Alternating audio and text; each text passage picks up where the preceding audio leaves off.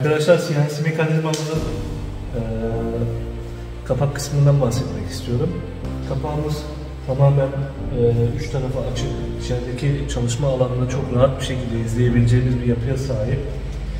Kapağımızın güzel özelliği yukarıya, aşağıya açılarak